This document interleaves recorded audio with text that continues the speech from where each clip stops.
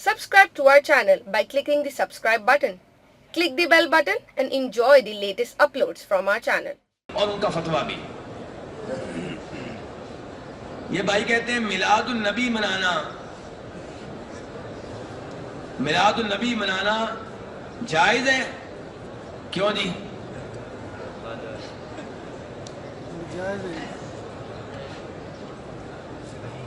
نہیں جائز ہے؟ آپ کے اپنے بچے جب پیدا ہوتے ہیں تو بڑی لڈو تقسیم کرتے ہیں، برفیاں تقسیم کرتے ہیں، دیگیں کرتے ہیں. اللہ کے رسول کی باری آتی ہے تو کہتے ہیں میلاد النبی منانی جائز نہیں ہے. یہ کیا ہوا؟ کیوں جی صاحب؟ اور اپنے بیٹے کی باری حاجی صاحب پوتا پیدا ہوتا ہے جب آپ کا، تو جناب برفیاں، لڈو، خوشیاں، اور اللہ کے رسول کے یوم پیدائش آ جائے تو آپ کہتے ہیں غلط ہے.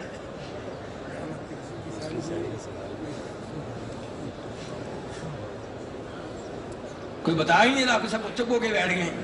بس ایسے ہی کہتے تھے منع ہے، منع ہے. آپ بتائیں. اللہ آپ کو جزائے خیر دیں. یہ ہے سمجھدار بھائی ماشاءاللہ. وہ کہتے ہیں کہ جب پیدائش اللہ کے رسول کی ہوئی تھی تب بھی آپ کے رشتہ داروں نے خوشیاں منائی تھی، لیکن اس دن کو بطور تہوار ہر سال منانا یہ مسئلہ ہے. میرا بیٹا پیدا ہوگا، میں مٹھائیاں تقسیم کروں گا، دیگ تقسیم کروں گا، لیکن اگر یہی کام آئندہ سال اس کے یوم پیدائش پہ کروں، سالگرہ مناؤں، برتھ ڈے مناؤں، یہ غلط ہے.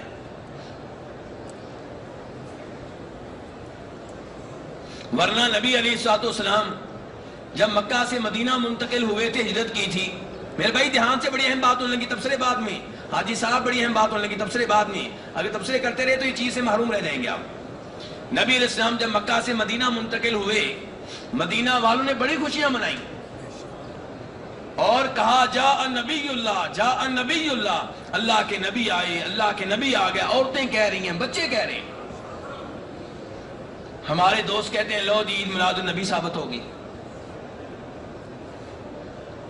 میرے بھائی نبی علیہ السلام مدینہ میں آئے، مدینہ والے بڑے خوش ہوئے، لیکن وہ دن جس دن آپ مدینہ میں داخل ہوئے تھے، جب آئندہ سال آیا تو کیا مدینہ والوں نے اسے بطور تہوار منایا؟ یہ سوال ہے. بدر کی لڑائی میں مسلمانوں نے فتح پائی، بڑے خوش ہوئے، لیکن یہی دن جب آئندہ سال آیا کیا اس کو بطور عید، بطور تہوار کے منایا گیا؟ نہیں. مکہ فتح ہوا، بڑے خوش ہوئے، لیکن یہی دن جب آئندہ سال آیا، یوم فتح مکہ، تو کیا اس کو بطور عید، بطور تہوار منایا گیا؟ یہ سوال ہے.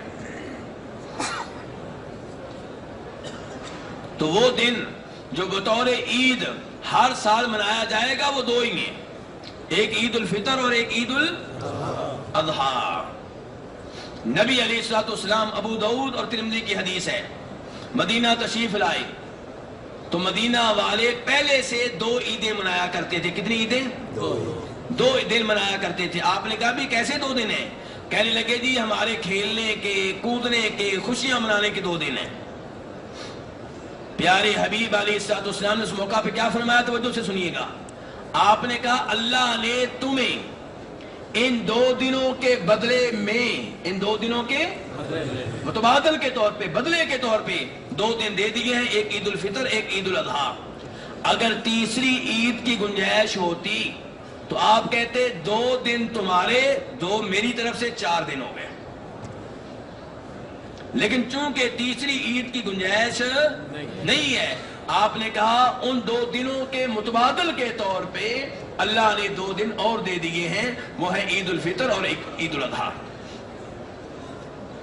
اپنے نبی کے یوم پیدائش کو بطور تہوار منانا، یہ کام کس قوم نے شروع کیا تھا؟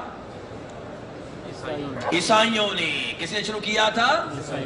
اور مسلمان بھی یہی کام کریں گے تو عیسائیوں کی مشابہت کر رہے ہیں. اور ابو داؤد شریف کی حدیث ہے، پیارے حبیب علیہ السلام نے کہا تھا من تشبہ بقوم فہو منہم، جو کسی قوم کی مشابہت کرے وہ انہی میں سے ہے. ربیع الاول کا مہینہ آپ کی زندگی کا جو آخری ربیع الاول کا مہینہ تھا صحابہ کرام نے روتے ہوئے گزارا ہے. کیسے گزارا ہے؟ روتے تھے. اور آج ہم جشن مناتے ہوئے گزاریں کیوں جی؟ کیا اللہ کے رسول کے جانے کا کوئی غم نہیں ہے؟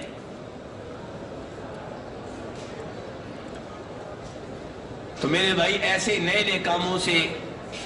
اور پھر یہاں آخری بات بتا دوں، اگر آپ کے یوم پیدائش کو بطور عید، بطور جشن، بطور تہوار منانا اچھا کام ہوتا تو اس کا آغاز، اس کا افتتاح، اس کی اوپننگ خود نبی علیہ الصلوۃ والسلام کرتے. لیکن یہ کام نہ آپ نے سب سے پہلے کیا، نہ ابو بکر و عمر و عثمان و علی رضی اللہ تعالیٰ عنہ نے کیا، نہ کسی صحابی نے کیا، نہ کسی تابعی نے کیا، نہ کسی تبع تابعی نے کیا. اس کام کا آغاز کرنے والے سب سے پہلے کون ہیں؟ مصر کے فاطمی حکمران. مصر کے نام لیجیے گا ذرا. مصر کے وہ فاطمی حکمران جو ممبر و محراب پہ بیٹھ کر صحابہ کرام کو گالیاں دیا کرتے تھے، ان پہ لعنتیں کیا کرتے تھے. آپ کے یوم پیدائش کو بطور عید منانے کا کام سب سے پہلے انہوں نے شروع کیا ہے. 4 اماموں نے نہیں شروع کیا. امام ابو حنیفہ نے کام نہیں کیا، امام مالک نے نہیں کیا، امام شافعی نے نہیں کیا، امام احمد نے نہیں کیا. یار ہم اس معاملے میں کیا صحابہ کرام سے بھی آگے نکل گئے، 4 اماموں سے بھی آگے نکل گئے، اللہ کے رسول سے بھی آگے نکل گئے.